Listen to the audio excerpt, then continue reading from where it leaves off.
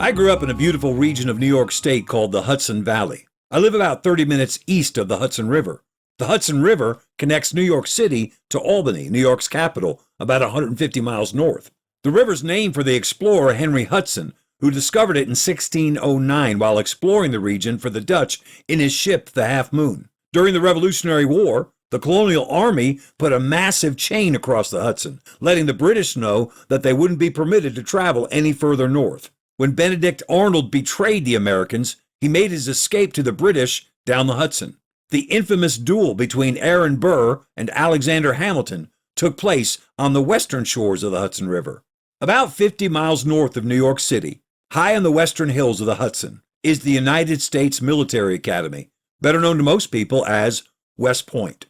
West Point was first a fort for the Continental Army during the Revolutionary War, and then in 1802, under President Thomas Jefferson, it became the United States Military Academy, and it's been training officers ever since. Across the river from West Point is a 280-acre island called Constitution Island. In 1836, a man named Henry Warner was visiting his brother Thomas at West Point.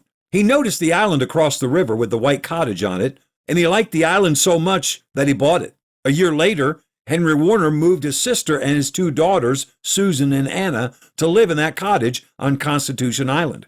His wife had died when the girls were young. Susan and Anna never married.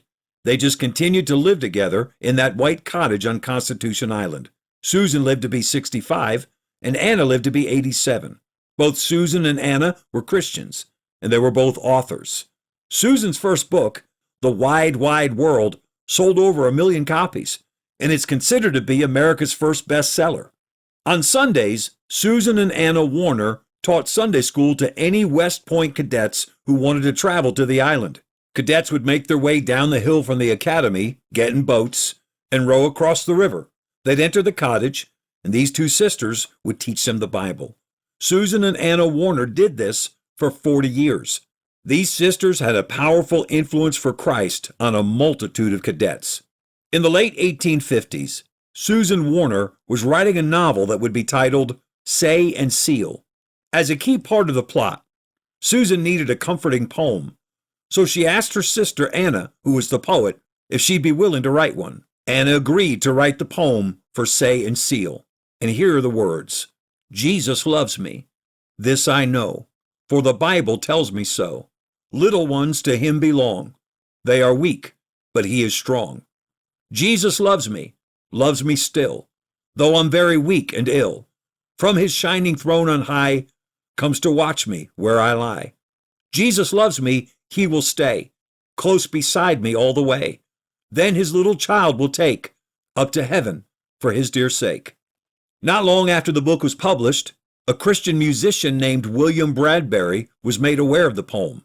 William Bradbury wrote the tune for so many hymns that you know, like Just As I Am, The Solid Rock, and He Leadeth Me. William Bradbury received permission to make the poem into a song. He replaced the second verse, which was worded specifically for the novel. The new verse said, Jesus loves me, he who died, heaven's gate to open wide. He will wash away my sin, let his little child come in. And then he added the chorus, yes, Jesus loves me. Yes, Jesus loves me. Yes, Jesus loves me. The Bible tells me so. The legacy of the song Jesus Loves Me can't even be described. Children all over the world, in many different languages for so many years, have sung Jesus Loves Me in Sunday school week after week. Many recording artists in various genres of music have recorded Jesus Loves Me. I've led services in nursing homes and watched people who were sitting in wheelchairs, unresponsive during the entire service. But when we would sing, Jesus loves me, without even opening their eyes, their lips would begin to move, singing those sweet words with us.